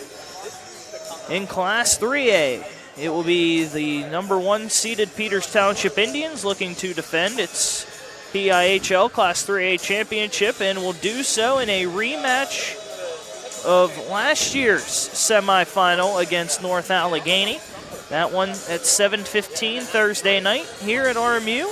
And on Thursday at 9:15, 2nd-seeded Seneca Valley will face 3rd-seeded Cathedral Prep in the Class 3A championships, in the semifinals. Championships, Division II and Class A on Monday, and Class 2A and Class 3A take the ice next Tuesday. All games being played at UPMC Lemieux Sports Complex in Cranberry, as compared to when they used to take place at the Mellon Arena and at Consol Energy Center. Yeah, that was a lot of fun going down there and getting that atmosphere. I was part of that Peters Township team that went to back-to-back Penn's Cup championships. Lost the first year, won the second. In those years, we played Bethel Park and North Allegheny. North Allegheny has a heck of a team. They always do. They have a lot of players, a lot of depth, and it seems like even their JV team produces a lot of great players. So if some of the varsity guys go down, the JV players come in, and they, just easy transition for them, and they produce nicely for North Allegheny. So it's pretty exciting to see all those teams competing, and we'll see who will get to the Penn's Cup here shortly. Well, in Division II, we're going to have a new champion, as last year it was Meadville winning the championship over Carrick. Now it's Moon and Burrell facing off in that one. Class A, we could have a new champion as well. And in Class 2A, a chance for a new champion. And Class 3A is really the only group of them that has a chance to have a repeat champion. And Coach Rick Tingle at Peters Township, he has a little bit of a problem because he has 4 goaltenders that are all very capable. Yeah. And I talked to him before his first round game, and he said this has been one of the most difficult years for Peters Township, despite the great, record, being that he has 4 goalies that are well capable of playing in any game at any time. You know what? I don't know how Coach Tingle does it, but he always seems to have tremendous netminders. And it was Tony Lejeune a couple years back. It was Baker whenever I played, and then you also had a few other guys that kind of cycled in and out. And it always seems like he has 3 or 4 goaltenders that could come in any given night and really shut the door. And he's lucky with that, and it helps out the best netminder out of the 3 because they get a lot of rest as the season kind of goes along. They don't need to play every single game, and it leaves them well rested for situations like this now in the playoffs. And we have a couple strong goaltenders in Class A battling right now. One, though, with a 3-goal lead, and that's Cole Bradley. Madison Barker has played a very strong game for Indiana, but she has faced a lot of difficult shots and a lot of great placement by these Bishop McCort shooters to, find the open areas in the net. Third period face-off. Won by Indiana. Now we'll see what Indiana brings out offensively for these final 17 minutes. Loses it at the neutral zone and dump back down, and a chase to begin. Wins the chase, throws a backhand toward the cage, knocked down. Barker to the half wall near side. Playing with the puck a little too long and being knocked off. And steering ahead for Indiana was Daniel Williams. Chipped back to the neutral ice. Now Kurlovich loses the puck. And now Indiana begins its breakout. Enters the red line, and another dump for the Indians. 40 seconds have elapsed in the third period. Crushers lead 5-2. Costero enters the blue line. There's a backhand from the far boards, played by Indiana. Trying to chip it out was Eisenhower. Miller keeps it in with the skate. Back to the neutral zone. All the way towards the McCort cage, but coming to play it. And hopping off the bench quickly is Ridge Phillips. Nickname's Ridge, his real name's Richard. Turn off the boards, backhanding to himself. Throwing a shot from the left wing circle and getting past Bradley with a nice wrist shot on the far side by Williams. That was Edward Williams. Tremendous play. Left-handed shot. Was able to reach back with the front of his blade, tip it as he was able to turn, collect it as he takes the spill back behind the net. But I mean, these Williams on this Indiana team, pretty talented. You look at Daniel Williams leading the team in points coming into this game, 3 goals, 2 assists, and you have Edward Williams has 3 assists coming into this one, 3 points in the 2 games played so far in the playoffs. Both of them had plus 20 points on the season. Daniel had 23, Edward had 31. Edward, the second leading scorer on the Indiana squad this year, just behind Tyler Barker, the captain. Indiana having trouble completing passes so far in this third period. Back behind its own cage, throws out the near boards, hard check on the near side, and now it's Williams entering the zone. Williams sauces one across to the far side boards, played on the half wall by McCort. The Crushers pin the puck against the wall. Using a skate to pin it out. Another quick shot by Williams, and now all the way back to the blue line. Soft slapper, glove down by Bradley, and he smothers it. Taking the shot for Indiana was Zachary Wood. And Indiana trying to get some pucks to the net. We saw them peppering the netminder early in that first period, and now they're trying to do the same, trying to get some rebounds, and that's what worked for them in the first.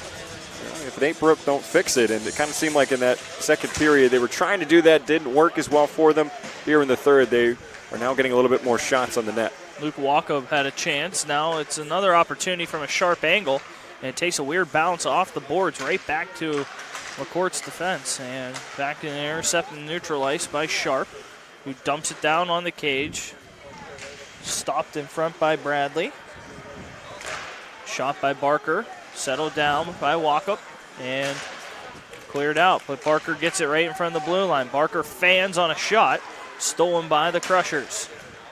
And the Crushers begin its move ahead and dumps it in.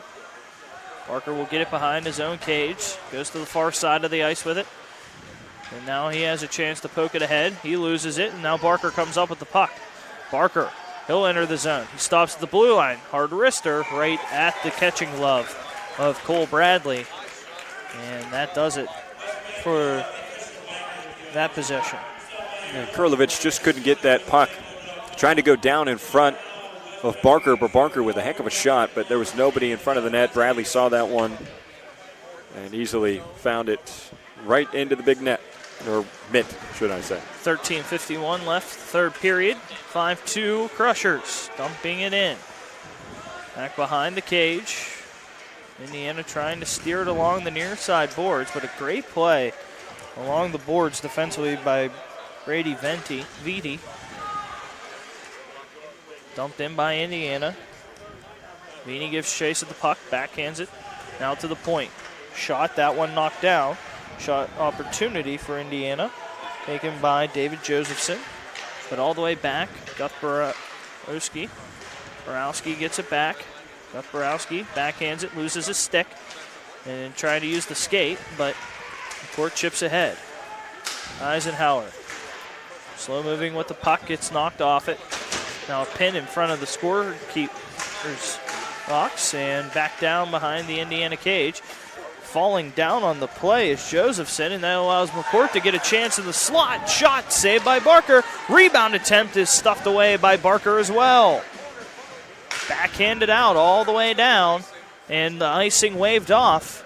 12:40 left, third period, still 5-2 Crushers. And if Barker wasn't as solid as she has been in this game, this could be a much bigger lead for Bishop McCort. Two fantastic saves with the left leg. Dumped down by the Crushers, and icing will be called. 12:25 left in the third. Score is 5-2 in favor of Bishop McCort. Sean, one thing I want to point out here for Indiana, seeming to giving them troubles, is they're having a much better third period than second in terms of coming out and shooting the puck more, getting more pucks on the net. Is whenever they're trying to do outlet passes, the wings just don't seem to be in position, and when they are, they get towards those half boards. They have to plant their feet on the board, so stop that puck as it's going up the boards from getting past them, and it just seems like it's getting past them, and that's what's causing a lot of the turnovers. Barker just had two chances, missing wide of the cage each time. Indiana's got to get one soon. Cut this lead to 2. Chance by Walkup, and that one is blocked away. Barker throws it into the low slot and intercepted by McCort. Pass across, come off into center red. Enters the blue line, makes another move past the defender. On the far half wall, throws a pass in front. Puck laying there, a chip in by Bunn, and it's a goal for Bishop McCort. 6-2 with 11:48 left in the third. And once again, sitting right in front on the play was Cameron Bunn to make it 5-2.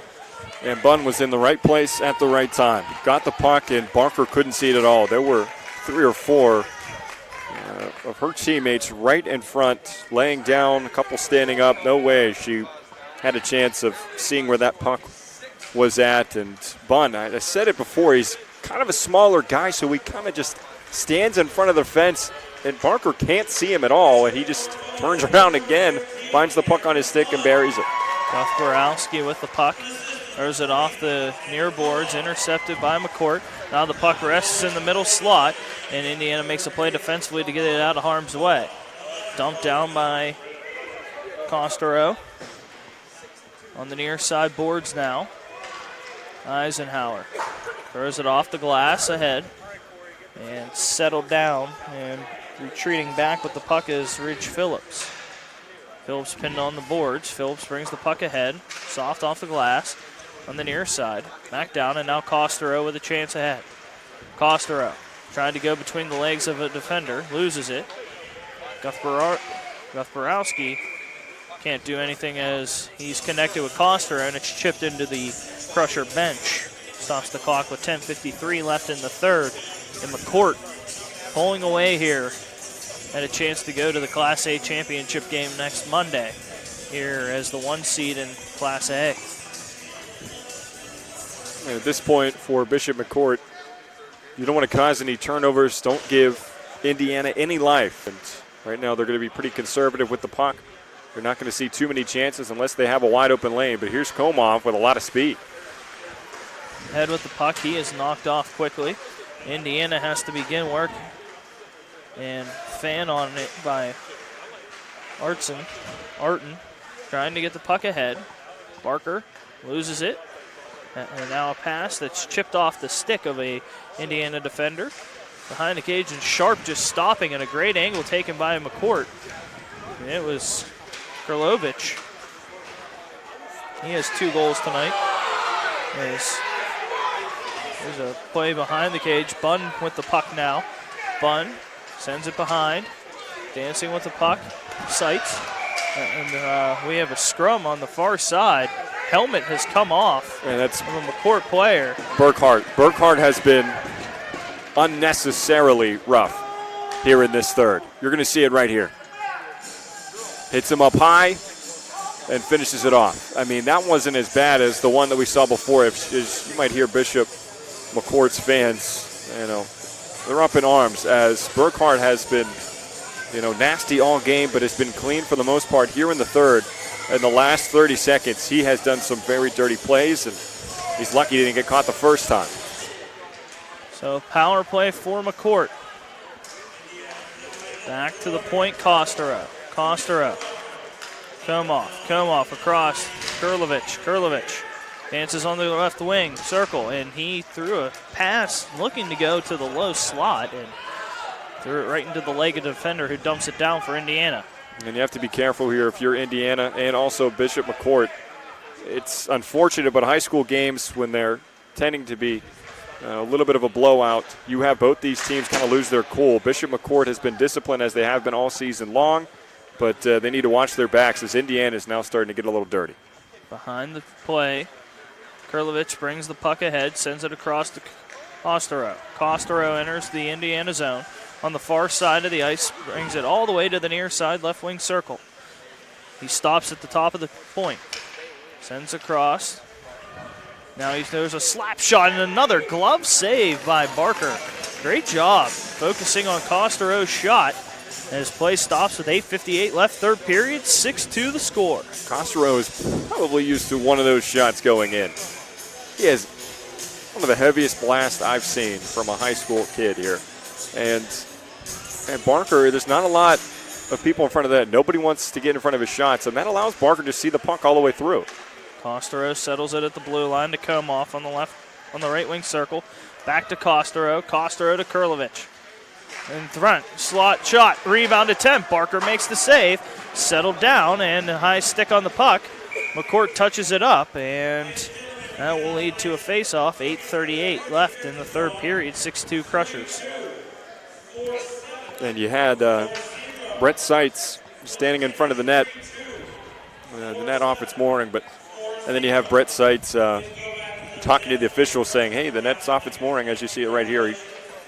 And just trying to get the rebound with the left pad again. Is Barker right there to shut the door. And Seitz, as play was going the other way, was quick to point out that net was off his mooring. 35 seconds left on the power play, and now another penalty is coming up on Indiana. As Bradley is coming off to bring on the extra attacker, it will be 6-on-4 momentarily. Bunn, he enters the zone. He takes a stiff check by Sharp, and a high stick is called on Indiana with 8:17 left in the third period. Score 6-2, and it will be a short 5-on-3 advantage for the Crushers for 21 seconds.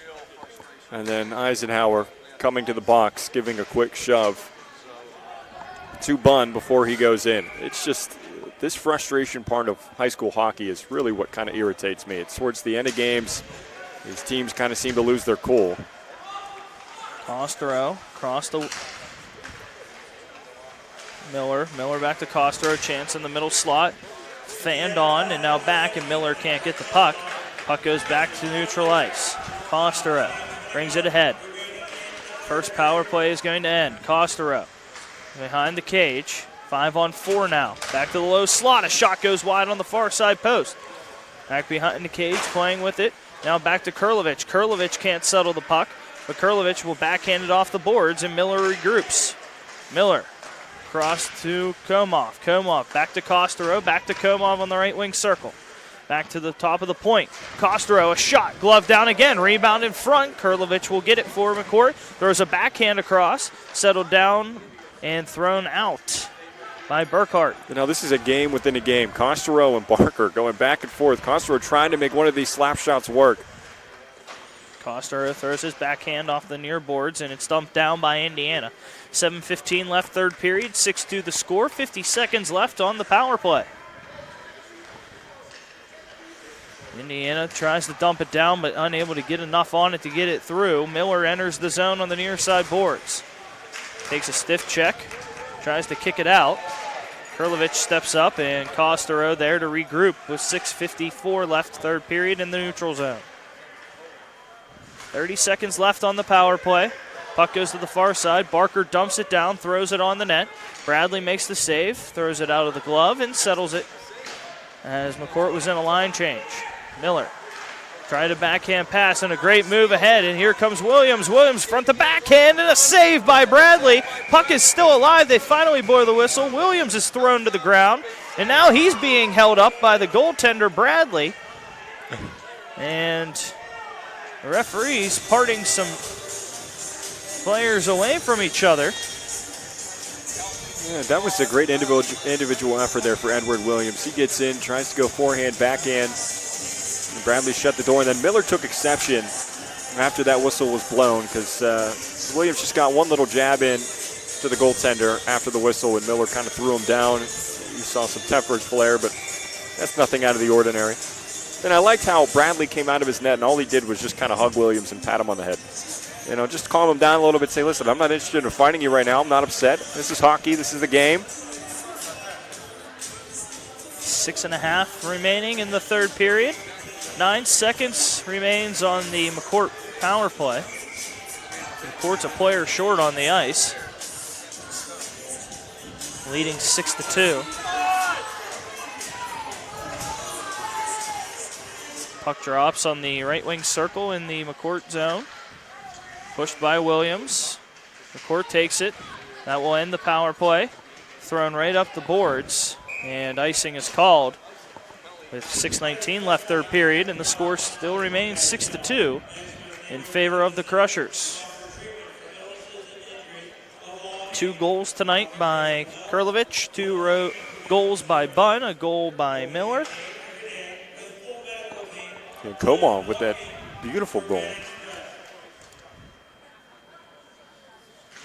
Right wing circle face off. Indiana tried to push it towards an open shot in the middle slot, and that one goes awry. And now McCort plays the puck and brings it into the neutral ice with a skate, and we will have yet again another icing with 6:04 left in the third period.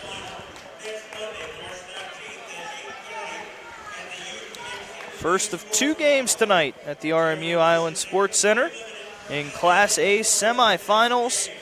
Up next, Meadville and South Fayette. Don Rebel, Corey Campano have the call for you here on the Trib Live High School Sports Network. Face off one on the right wing circle. Taken by Arden. Now it's an open attempt. And a shot by Burkhart from the middle slot, and easily gloved down by Bradley. Stayed along the ice. Bradley never picked up the glove and let it roll right in. You know, what was fortunate is that getting away with a slash there was Indiana. As you had Wackup, who was whacking the stick of the Crusher, and that opened up the lane as unable to get a stick on that was the Bishop McCort defense. But Bradley has been solid all game long, has been seeing the puck well, great positioning in his net, at times a little bit deep, but he's been superb. Dumped in. Bradley steps out behind his net to stop the puck, settles it, and converges with his own teammate. Bradley got a little too lackadaisical behind his own cage. Now on the near side boards, Crushers poke it into the neutral ice. Being dragged down is Kurlovich. And a dump by Indiana goes hard into the Bishop McCort bench. Stops the clock with 5:22 left in the third period. You know what, Sean, I have a horrible story, but it's a story. My head coach in JV hockey, I don't know how many years back, we had our own player do exactly that. Shot into our bench. Now, he didn't have the best relations with the coach, and it wasn't on purpose at all, but our coach took it right off the noggin and had to get 18 stitches. Oh. So you better watch out if you're the coaching staff. You're not safe. And that's one thing that I think they do well with high school hockey is any player that's on the bench. As Williams throws a shot, that one shouldered away by Bradley into the mesh. Stops the clock with 5:08 left, third period. And that was a good outlet pass there for Indiana. Tremendous passing. You have Williams finding some open space, a little bit from deep, but a heavy, hard shot up high and making a ton of great shoulder saves, especially with that left shoulder is Cole Bradley. Looking like his dad. Former goaltender.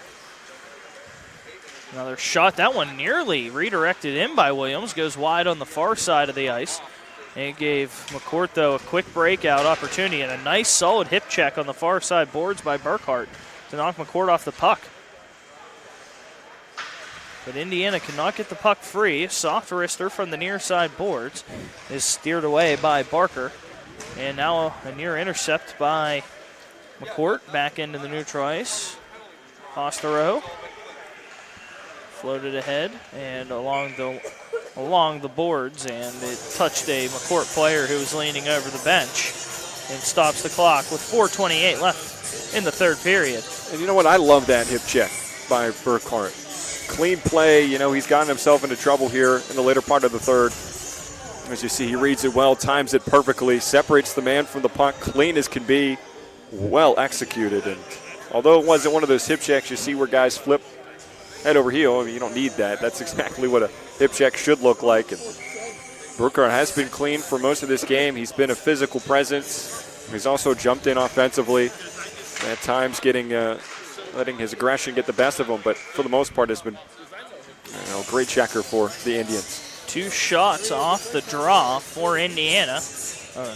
Initial shot and then a rebound attempt for the Indians is halted away, and giving a chance on that one was Jack Sikowski. Face-off won by Indiana again. Soft shot, and Daniel Williams' shot is stuffed down. So 3 quick shots with 4:20 left in the third period by Indiana, trailing by 4. And just doing everything it can to get some shots towards Cole Bradley. I like Cole Bradley's setup. You know, he's got the all-black pads looking like Corey Crawford. Shot again, and that one saved down. It was Burkhart from the blue line on the far side. 4:16 left as we stop. This was just a quick one right off the dot. Hard, heavy shot, yeah. Now another face-off. And Don Rebel and I know too well, though, that large leads are not safe in the playoffs after last year. Don and I called Westmont Hilltop versus Chartiers Valley. Chartiers Valley led by 4 going into the third period and ended up losing in overtime to Westmont Hilltop. So anything can happen. 4 goals is possible for Indiana, but not a lot of time to do it. 3:50 left in the third. Back behind as Bishop McCort looks to continue its trek towards its 7th PIHL Penguins Cup. And I think we're going to have another penalty. Yep. We will, and it's on Indiana, and it's Gunnar Sharp who heads to the box. And that time he came up and hit Mitchell Connect up high in the face. Those two going at it near side. Connect got the best of it as after Sharp did that, Connect just kind of threw him to the ground as they're going to get both of them. And that's what I thought. It should have been both, but we only saw Sharp go in first, but then Connect found his way into the penalty box. That's exactly what needs to happen. If there's an altercation between 2 guys, doesn't matter who starts it. In high school hockey, put them both in the box. Make them feel shame. 3:45 left in the third. McCort leads 6-2. So Coincidental Miners keeps it 5-on-5 on the ice. Miller gets the puck and chipped it right into the rafters and lands right in front of the crease. And a stoppage of play. 3:38 left third period.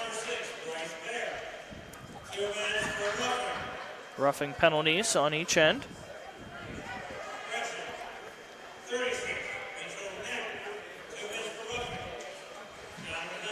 Connect in the box. Now a slap shot off the pass, and that one blocked down by Indiana defensively. And Williams keeps it up, and Williams is tripped up by Costero in the neutral ice, giving chase for that one. No whistle. And goes ahead. You can tell Costero really wants a goal. He's hungry. He's the defenseman playing all the way up here as a forward. Costero tripped up on the play and touched up by Indiana, and a power play coming up for McCort. With 3:15 left in the third. And Costero might have sold this one just a little bit. Definitely tripping, but Costero, yeah, he wants a chance on the power play again at the blue line. And we'll keep an eye on him. We'll see. He's a heck of a shot, one of the better shots I've seen from high school hockey players. You know, one of the guys that's from Belarus. Look for him here on this power play. Costero was the second leading scorer in the PIHL's Class A division. As he throws a pass off the boards back to Costero at the point, takes a wrist shot. That one blocked down by Barker. Played by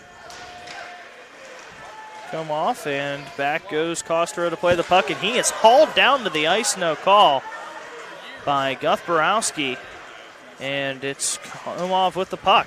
Dumps it in, chipping it off the near boards is Costero, and he throws a hard check, and he breaks his stick in the process. So 4-on-4 momentarily, as Kurlovich had to come off. Ahead. Come off, makes a move. Drops it to Miller on the left wing circle. Goes behind the cage. Back to Komoff atop the left wing circle. Backhand pass to himself, sends it all the way to the right wing circle. Back to the point. Phillips dances on the blue line. Throws a wrister. Redirect in front. That one knocked away. Miller had the redirect chance. And we have a high stick. That stops play with 2:13 left in the third period. 56 seconds left on the power play. And again, it's Burkhart. He's been called for multiple penalties here in the third. High sticking. And the opportunities just keep arising for Bishop McCort, but with a 4-goal lead, they don't mind just moving the puck around and trying to show off just a little bit. Now McCort figuring out which offensive line it wants to put out on the ice. Well, Indiana sent out 4. Bishop McCort sent out 5. They still have a man in the box, so how it worked out is Indiana trying to get an extra man out there, but it should be a 5-on-3. 5-on-3 for at least 56 seconds. Costero has the puck. Costero, blue line to blue line. Phillips, Komoff, left wing circle, Costero. Costero drops back, giving pressures Indiana. He throws it behind the cage. Komoff, he's pressured along the far boards. Komoff makes a move to get around. Drops it back to and ahead. Phillips dances the blue line. Costero. Back to Phillips. Soft wrister, lays in front, rebound open, backhanded in, cross the line, and it's Bunn with his hat trick goal. With 1:33 left on the 5-on-3. Bunn taps it in. It was laying right in the crease, and it's 7-2 McCort. Easy money for Bunn. If you're a Penguins fan, kind of like Patrick Hornquist, he plants himself just in front of the net and somehow, some way gets this puck back. Little help from his teammate, and it just slithered over the line. Didn't look like it was going to cross the line for the longest time, and then eventually it just, with a little nudge at the very end from Bunn, he gets himself a hat trick. 3 goals for Bunn. The power play goal, it's 7-2, and it's still 5-on-4. Hard draw on the face-off. Couple players throwing some jabs along the way on the face-off as Phillips has it in the defensive zone. Sends it off the near boards. Chipped in by Indiana. Giving chase, dropping back. Phillips steers along. Phillips ahead. Passes on the far side of the ice. Chipped in by McCort. Goes behind the Indiana cage. 1 minute left in the third period. Sauced down by Indiana. 45 seconds left on the power play. And with this 7-2 lead, Bishop McCort will have a chance to go back to the PIHL Penguins Cup Championship in Class A. And will look for its 7th championship in program history. Phillips dumps it in.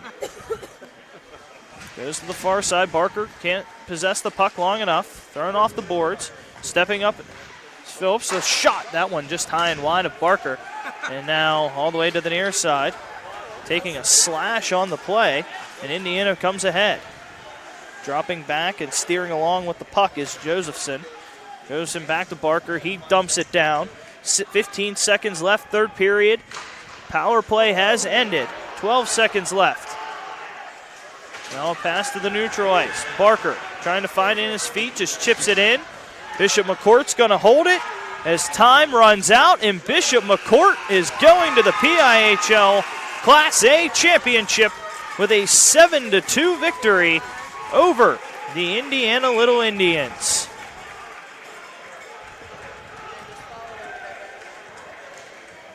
And with that, let's take a quick look here as these teams shake hands at our Mount Lebanon Ice Arena scoring summary for this one, Rob. Well, I'll start off with Wackup, who got on the board first for Indiana. A great shot from the left face-off circle. And then you have Krlovic, who notched two. Bunn scored his first at 14:55 in the second.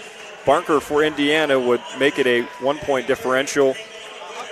And the lead was 3-2 for Bishop McCort. And then it was all Bishop McCort from there, scoring the next 4 goals. You had Komoff with a beauty.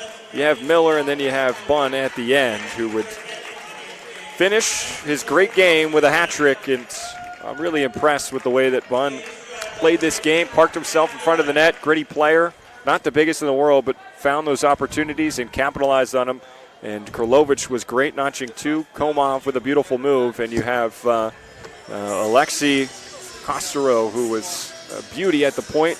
A lot of hard shots, and all around played great defensively. Now our Trib Live 3 stars of the game. Our third star, I would have to say you would go with Cole Bradley, who may not have faced a lot of shots tonight, but Indiana got ample opportunities late, and Bradley was up to the challenge, kept it the 3-goal lead, and then it extended from there in the third period. Our second star would be Matt Krlovic. Krlovic, a couple goals, couple assists tonight, but I think you have to give that number 1 star to Cameron Bunn. The hat trick for Bunn tonight. He had 7 goals in the regular season. He nearly reaches half of that in this contest, and in the playoffs, Bunn picks up his first 3 goals as well as McCort heads to the championship. Rob, your final thoughts on this one? Well, I love the way that Bishop McCort played. They played with a lot of heart, a lot of physicality. These guys are tremendous athletes. They got great skill. And for Indiana, although they had the numbers, they just didn't seem to have the stamina towards the end. They couldn't complete a lot of passes. A lot of turnovers hurt them. But if you're Indiana, you got to like your goaltender play for Madison Barker, who was superb, faced a lot of shots, but she made it tough for Bishop McCort to score. Although they did notch 7, they could have had a lot more if it wasn't for Barker in net. So Indiana's going to look good for them for years to come, but Bishop McCort's going to enjoy this one. They're going to need to get right back at it, either against South Fayette or Meadville. We'll find out at the nightcap. Cameron Bunn's hat trick and Matt Krlovic's 2 goals pace the Bishop McCort Crushers to the Class A championship game, and will face the winner of Meadville or South Fayette next Monday at 8:30 at the UPMC Lemieux Sports Complex. For Rob McKinney, I'm Sean Saputo, thanking you for joining us tonight, and you have been watching exclusive coverage of the 2018 PIHL Penguins Cup Playoffs here on the Trib Live High School Sports Network. You have been following the PIHL Penguins Cup High School Hockey Playoffs on the Trib Live High School Sports Network, and sponsored by UPMC Sports Medicine, by J&J Distributing, by the Mount Lebanon Ice Arena, by Excella Health, by Seton Hill University, by 380 Discount Warehouse, by AstroTurf, by Carlow University, and by Trib Total Media. Follow the high school hockey playoffs every day by logging on to tribhssn.triblive.com. The preceding has been a special presentation of the Trib Live High School Sports Network.